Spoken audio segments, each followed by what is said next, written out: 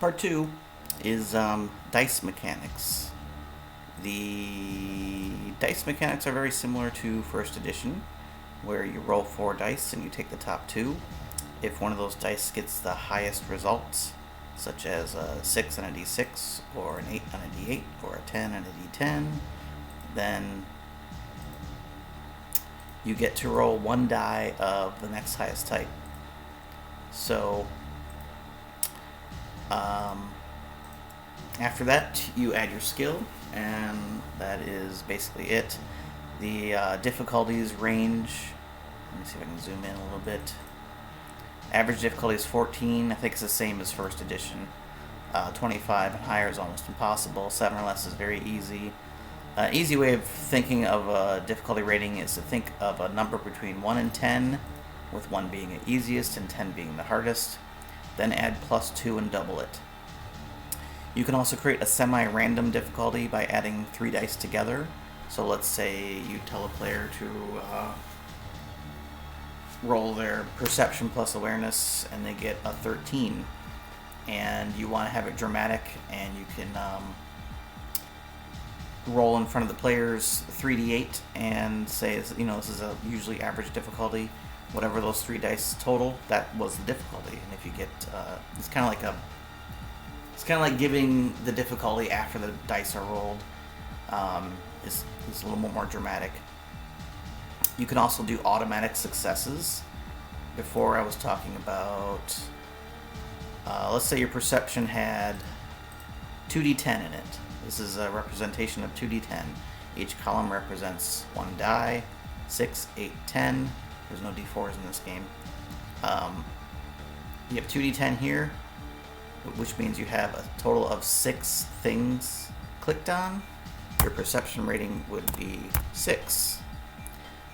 Skills usually range between like 0 and 4. Let's say you have an awareness of 2. And there is a mechanic called automatic successes. If your difficulty, the GM says, give me awareness check, difficulty 8. And you look at your sheet, and you see your perception is 6, and your awareness is 2. 6 plus 2 is 8. You can say, I automatically succeed. So you don't even have to roll dice. Critical successes and failures are the same from first edition. If you roll double your difficulty, you get a critical success. If you roll half or less than your difficulty, then you get a critical fail. And they have other things in the system, like if it says if you get a critical success, this happens, yada yada yada. There's also exploding dice, which I've already mentioned. Each 6 on a d6 has a d8.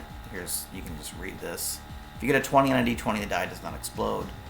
But still, after you're done rolling all these exploding dice, you take the top 2. So if you end up getting a d20 somehow, if you get a 12 on a d12 and that d20 rolls an 18, your top 2 dice are likely 18 and 12. So you got, 30? Yeah. You can roll a 30. I mean, it's going to be rare, but it's possible. It's possible if you have 2d6, you could get a 32, and then add your skill to it. If you get multiple d12s, I guess, could you? 6, 8, 10, 12. Okay, yeah, the maximum you could get with 2d6 is 32. You'd roll a 6, an 8, a 10, a 12, and a 20. That would be insane, but it's possible. Next is skills. After you take your top 2 dice, you add your skill to it. Skills have multipliers. If you have a multiplier of times 2 and your skill is 3, you got a plus 6, which is a pretty big chunk. It's pretty self-explanatory. It's a very basic RPG mechanic. Punishing rolls is another mechanic. If a GM wants a task to be especially difficult, if it's a very difficult thing to do, instead of like rolling with disadvantage like in D&D, you would have a punishing roll. And that means your dice don't explode, and you can't reroll your attribute dice. There's a mechanic in this game called Reverence, where you can get a chance to reroll. But if you're just doing a punishing roll, you get 1 chance, your dice don't explode. Versus rolls, this is a pretty straightforward system. If you're rolling against another player, let's say you're rolling dexterity plus firearms versus their dexterity plus dodge, because you're trying to shoot them. That's a versus roll. Whoever gets highest wins. If you score double what they roll, then you get a critical success, they get a critical failure, and vice versa. There's also player advantage on versus rolls. Whenever a player is rolling against an NPC, the NPC's result is always determined first and told to the players.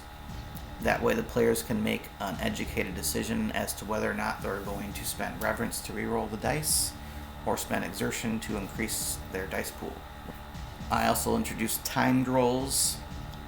The way this works is, instead of the players rolling all 4 dice at once, if it's a task that requires lots of time, like you're trying to pick a lock, hack a door, or do something that takes lots of time, instead of doing a quick roll after or before, you roll 1 of your 4 dice, then 2 of your 4 dice, and 3 of your 4 dice, and you roll 1 at a time. And if you make the difficulty on 1 die or 2 die, then you succeed early, and after the 4th die, if you still haven't made it, then you fail.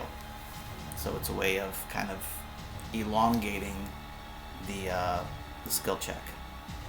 Dual and triple check, I already talked about before, but I'll say it again. Between 2 and 3 players that haven't acted on their turn can all take their turn in unison, and it allows them to do one single action altogether. An example is, this actually came up in one of my playtests. There was a guy with a gun, and all 3 of them wanted to rush him. They didn't want to kill him because they wanted to get some information out of him. They all wanted to rush him at the same time. So they did a triple tackle, and the guy had no chance. He was down on the ground. They disarmed the gun. It's a really handy thing, and it makes sense. If 3 people are tackling one guy, that guy's not gonna. It's gonna be very difficult for him to avoid that. Let's see what's next. That's basically it for dice mechanics. I didn't mention exertion. Exertion is the same system as first edition. Your characters are going to have so many exertion points. Let's say you have 3.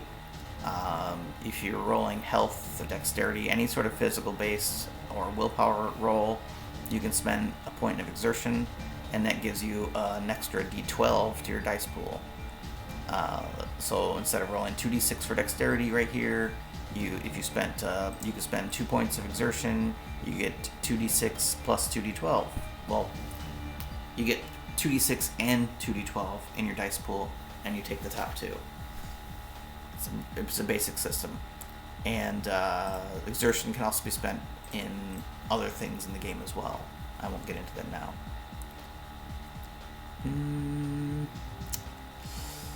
Speed, combat, and projectile ratings. If you played first edition, it's the same thing as speed, melee, and projectile. I just renamed it to combat because I thought it was cool that it spells SCP. But yeah, that's neither here nor there. Combat multipliers increase your damage for melee attacks. Projectile increase your damage for shooting, and your speed is how many yards or meters you can move per combat every time you use a move action. A lot of this stuff is going to be kind of natural to people who played first edition, but another big point that's different from first edition is there's only 36 skills. First edition had like 3 columns of skills, and each of them had different ways of increasing them. That was a little bit... It was realistic, but it wasn't really necessary. So this system did away with that. Now you have a concise set of skills. You can also write in more skills if you want. That's pretty much it for basic dice mechanics. I think I talked about that enough. Let me get into the next part of mechanics.